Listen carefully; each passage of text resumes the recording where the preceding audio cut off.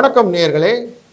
இல்லக விளக்கது இருள் கெடுப்பது, சொல்லக விளக்கது சோதி உள்ளது, பல் அக விளக்கது பலரும் காண்பது, நல் அக விளக்கது நமச்சிவாயமே. நமச்சிவாயத்தின் திருவருளாலும் இறைவனின் அருளாலும் குருவின் அருளாலும் இந்த நாள் இனிய நாளாய் அமைய வாழ்த்துக்கள். வணக்கம். இன்றைய நாள் 24 பிப்ரவரி 2025, குரோதி வருடம் மாசி மாதம் 12ஆம் நாள் திங்கட்கிழமை. வருடம் ஆரம்பித்து இன்றையிலிருந்து 55 நாட்கள் ஆனது, 55 days. இன்றைய திதி ஏகாதசி திதி, பூராட நட்சத்திரம், சித்த யோகம் 26 நாழிகை 23 வினாடி, அதற்கு மேல் மரண யோகம். சர்வ ஏகாதசியான நாள் இன்று. நல்ல நேரம் காலை 6:30 7:30 வரை, மாலை 4:30 5:30 வரை. கௌரி நல்ல நேரம் காலை 9:30 10:30 வரை, மாலை 7:30 8:30 வரை. ராகு காலம் காலை 7:30 9 மணி வரை. குளிகை காலம் மதியம் 1:30 3 மணி வரை. யமகண்டம் காலை 10:30 நண்பகல் 12 மணி வரை. சூலம் கிழக்கு, பரிகாரம் தயிர், கரணம் 9 மணி 10:30 காலை. கும்பலக்னம் இருப்பு, நாழிகை 3 வினாடி 0. சூரிய உதயம் 6 மணி 31 நிமிடம். சந்திராஷ்டமம் மிருகசிரீஷம் திருவாதிரை நட்சத்திரம். இன்றைய நாளிலே கோச்சாரப்படி இருக்கக்கூடிய கிரக சூழ்நிலைகள்: குருவானவர் ரிஷபத்திலும், செவ்வாயானவர் மிதுனத்திலும்,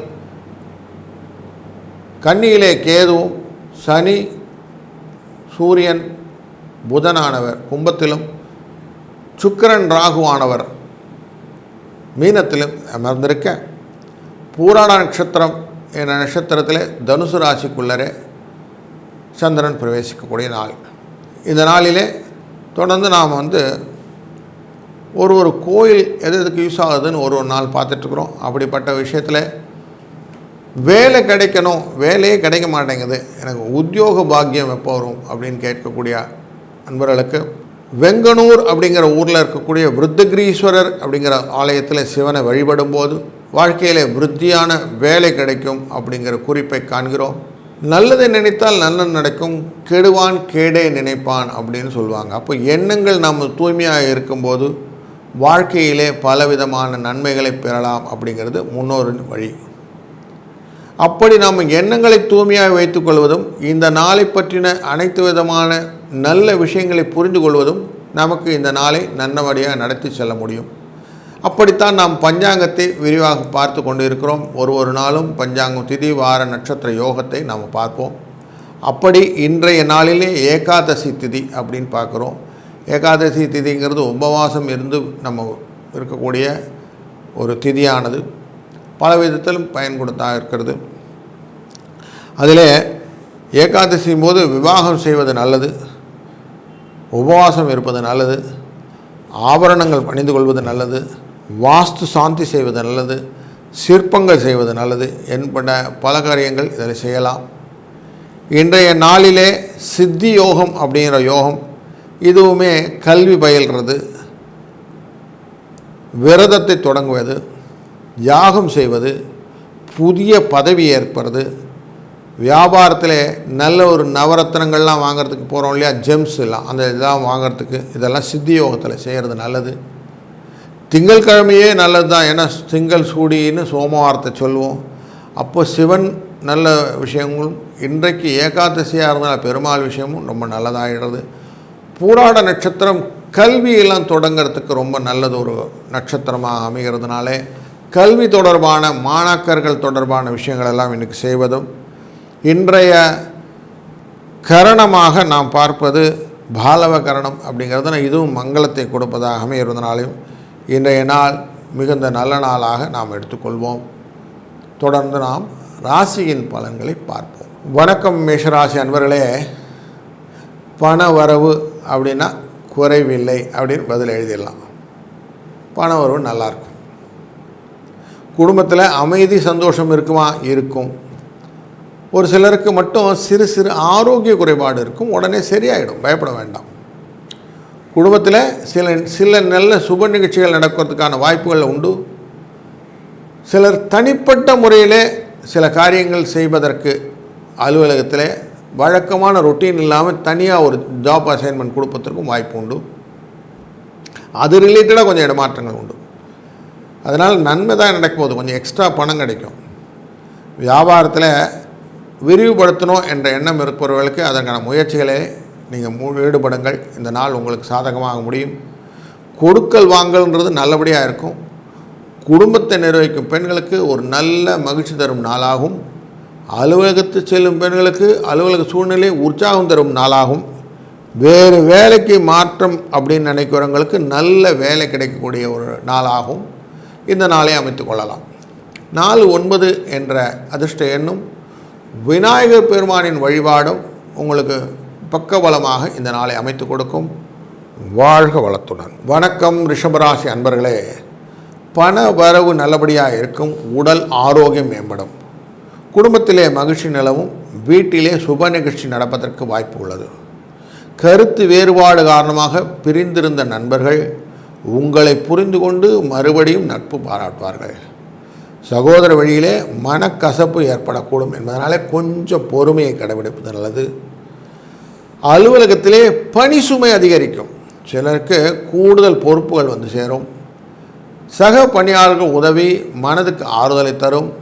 வியாபாரத்திலே அவசரமாக முடிவு எதுவும் எடுக்காதீங்க. புதிய முயற்சி எதுவும் வேண்டாம். சக வியாபாரி கொஞ்சம் அனுசரித்து நடந்துக்கிட்டீங்கன்னா போதும். மற்ற எந்த கன்ஃபியூஷனும் வேண்டாம். குடும்பத்தை நிர்வகிக்கும் பொருட்களுக்கு கொஞ்சம் நிம்மதியான நாள்னு சொல்லியிருக்கு. வேலைக்கு செல்லும் பெண்களுக்கு கொஞ்சம் வேலை சுமை அதிகரிக்கும்னு சொல்லியிருக்கு. அதிர்ஷ்டம் தரும் எண் 5-7. வணங்க வேண்டிய தெய்வம் துர்க்கை அம்மன். வாழ்க வளத்துடன். வணக்கம் மிதுன ராசி அன்பர்களே. பண வரவு சுமாராக இருக்கக்கூடிய நாள். செலவு அதிகரிக்கக்கூடிய நாள். குடும்பத்துக்கு தேவையற்ற பிரச்சனைகள் ஏற்படக்கூடும். பொறுமை அவசியம். கொஞ்சம் அனுசரித்து கொஞ்சம் செஞ்சிட்டிங்கன்னா அந்த ஃபேமிலி லைஃப் நல்லாயிரும். ஒரு சிலருக்கு கண்ணில் பிரச்சனை வரத்துக்கு வாய்ப்பு உண்டு. உடனே சிகிச்சையை மேற்கொண்டு விடுவது நல்லது. திருமண முயற்சிகளிலே அனுகூலமான பலன் கிடைப்பதற்கும் வாய்ப்பு உண்டு. அலுவலகத்திலே அனுகூலமான சூழ்நிலை காணப்படுவதனாலும் ஒரு சிலருக்கு சின்ன அளவிலே பதவி உயர்வு ஊதிய உயர்வு கிடைப்பதற்கு வாய்ப்பும் கிடைப்பதனாலும் புதிய பொறுப்புகள் கிடைப்பதற்கும் வாய்ப்பு உண்டு. ஒரு நல்ல மகிழ்ச்சி தரும் நாள்னே சொல்லிடலாம்.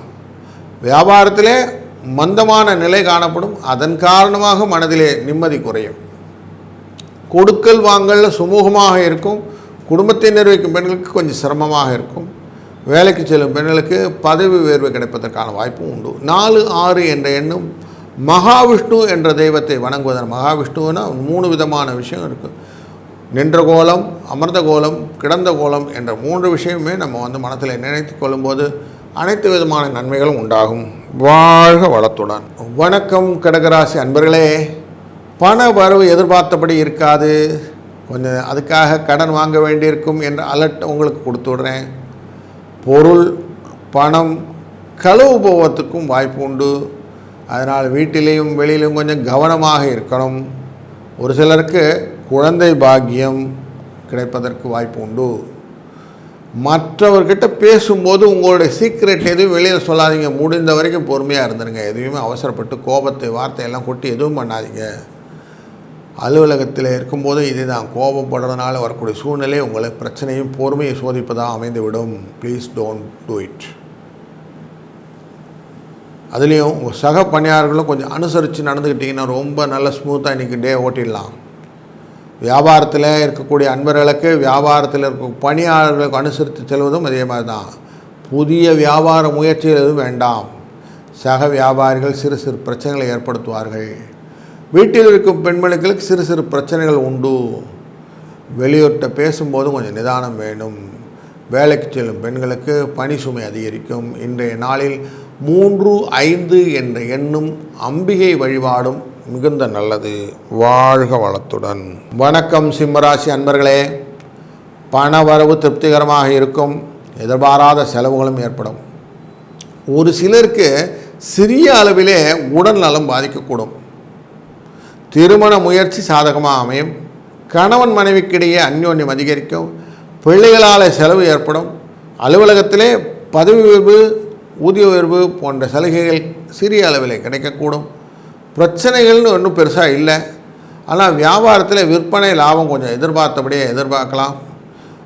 வாடிக்கையாளர்கள் விருப்பத்துக்கேற்ற மாதிரி புதிய பொருட்களை அறிமுகப்படுத்தி நீங்கள் சந்தோஷமாக அவங்கள ஹாப்பி பண்ணிவிடுவீங்க. பெண்களுக்கு கொஞ்சம் சிரமமான நாளாக இந்த நாள் இருக்கும்.